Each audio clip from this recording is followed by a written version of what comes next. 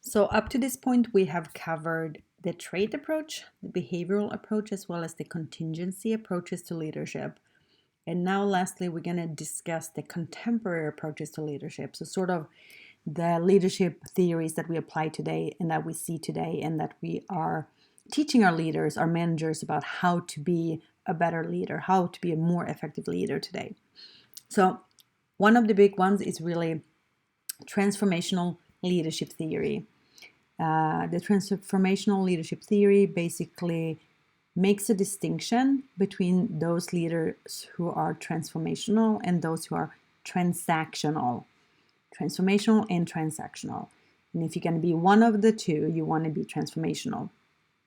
So if you start at the bottom of this slide, you have the transactional leader, which basically demonstrates when the employee demonstrates the right behaviors, they do what they're supposed to do, they follow the job description, they deliver on time, they deliver quantity and quality products or great services, then the leader will provide something in return: salary, benefits, praise, rewards. So it's a very reciprocal economic exchange, and that's why we call it a transaction. And that's all great, and we see that a lot of the time, but it's just going to be an employee that is doing the bare minimum at this point. So instead, we want to look towards the future and have a vision. We want to have a goal, and we want to make sure that our employees get excited about the goal and they want to head in that direction. And that is exactly what a transformational leader does. And that's what you see on the slide here. You have the leader going first, looking forward towards the future and engaging the employees to go in that direction. So when we have leaders who are transformational, employees are more willing to go over and beyond. They focus on the company's well-being rather than their own well-being. They want to do good by the organization. So here leaders lead and motivate employees by aligning the goals of the employees with the goals of the leader, meaning the goals of the organization.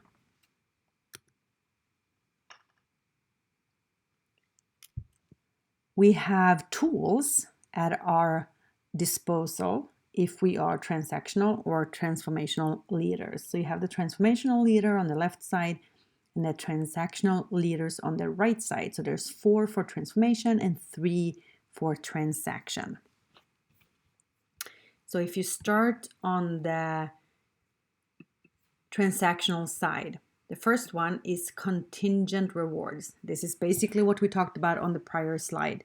You're basically rewarding, paying people for their accomplishments. So that's the first thing we do. We pay people for their accomplishments. We reward them.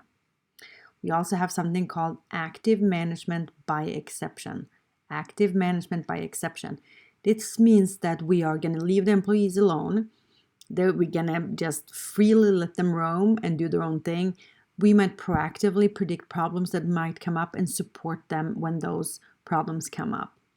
The passive one is different from the active in the sense that we again leave employees alone to roam and do their own thing, and we're not going to proactively try to predict problems like we do in the active management by exception style, but instead we're just going to let the employees figure it out, and if they run into a problem, hopefully they'll come to us and we'll help them out at that point. So those are the 3 for transactional leaders.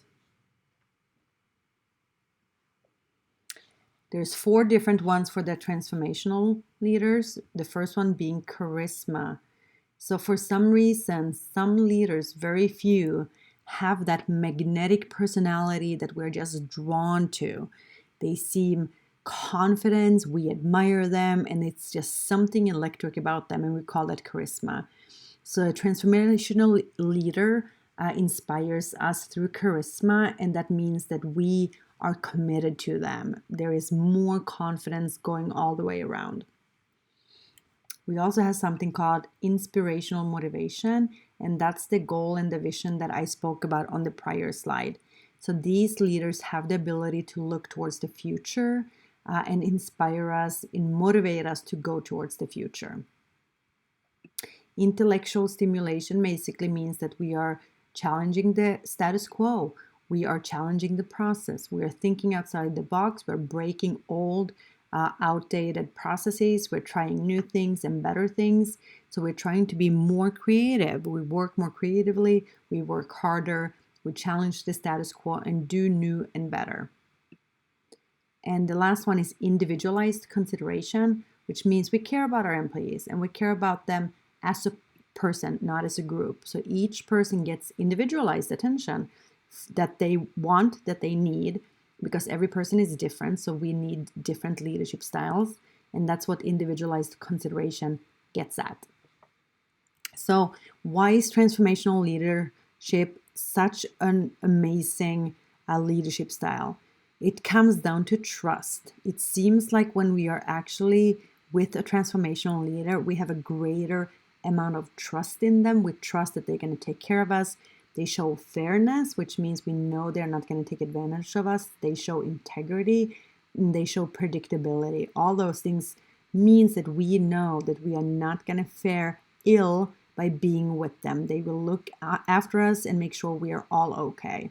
And so that's what transformational leaders does. They inspire trust.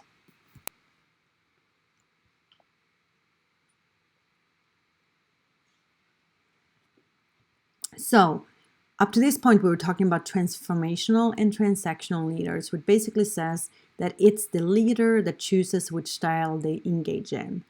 This theory, LMX, or Leader Member Exchange theory, it's slightly different because it looks at the relationship between the employee and the leader. That's what the leader is, the manager is the leader, and the member is the employee. So we have an exchange between the two, and that's the leader member exchange. And in short, we call this LMX.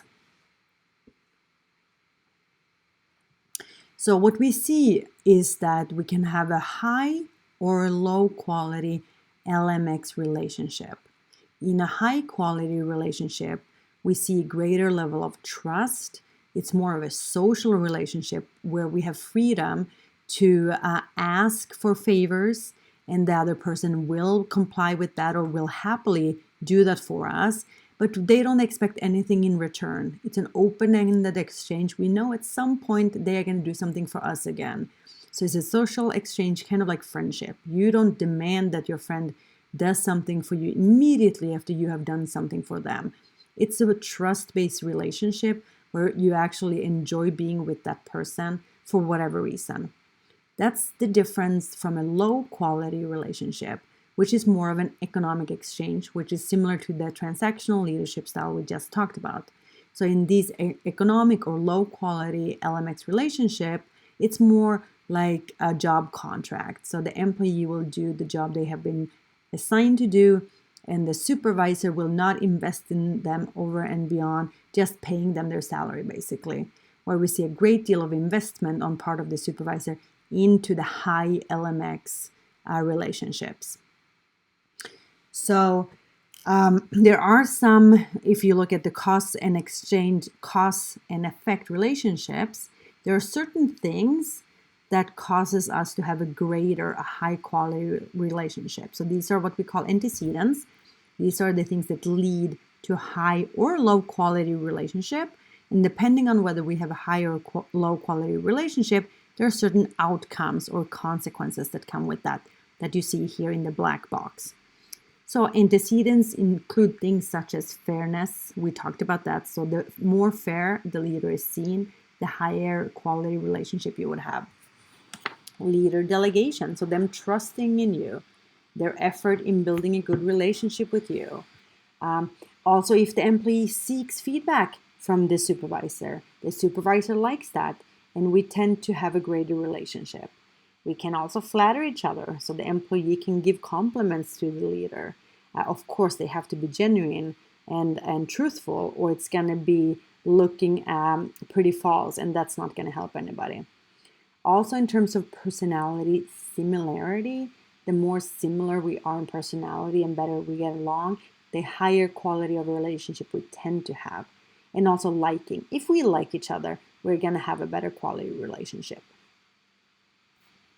And on the consequences side is everything you might think would be here. So higher quality relationship leads to better satisfaction, more commitment, higher levels of performance. higher levels of citizenship behaviors. Do you remember those? We talked about those earlier. Citizenship behaviors are those that are not required by your job description, but these are the things that are over and beyond the job description. So the extra mile behavior. So helping out even though it's not really necessary, but you do that anyways.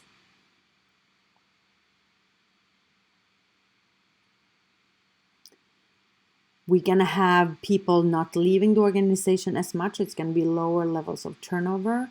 And this is also going to help us buffer against stressors. So good relationships actually help us when we feel stressed or in stressful situations.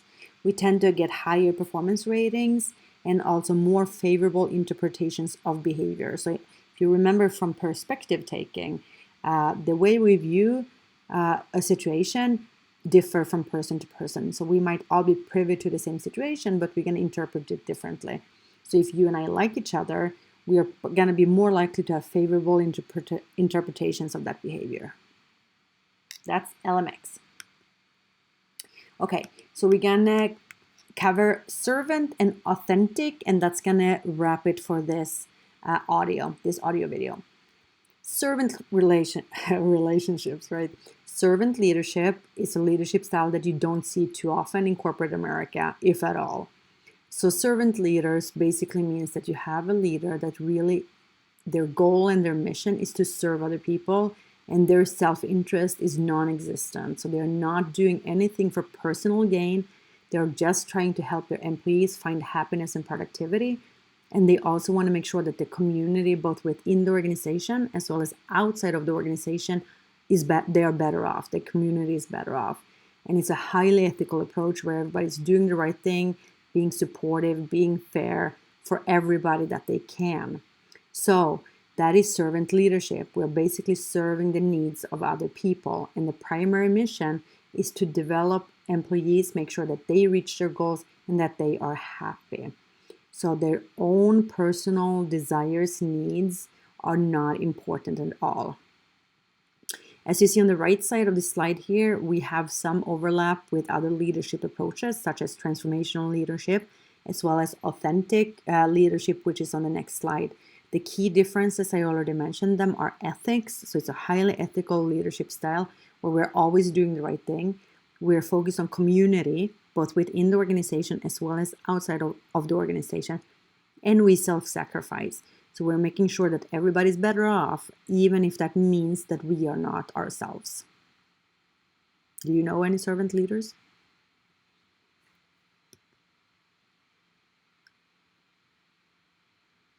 Lastly, for this audio, authentic leadership. So there's a million different types of leaders out there. Everybody's doing leadership a different way. What is the best way to lead? We don't know. So the authentic leadership theory basically says, be yourself, be who you are, know your values, stick to your values, make sure that your behaviors actually align with your values, do what you say you're going to do. So that is authentic leadership. And basically it comes from knowing who you are. So you need to be introspective and you need to be self-aware. So you reflect on experiences that you have had in your life that brought you to the point where you're at today. That includes childhood, teenage years, so on and so forth. Who were your role models? What big life experiences did you go through? Big life events. So all those things that have made you the person you are today, that you reflect on, you understand how that have influenced you. And you're also self-aware in terms of what are your strengths, what are your weaknesses, and what are things that make you you. And you just stick with that. You're transparent, you're direct, and you're just an authentic person. All right, I'm going to see you back for the last couple of slides that deal with women in leadership, humble leaders, as well as abusive leadership, because unfortunately, there's also a dark side to leadership. So see you there.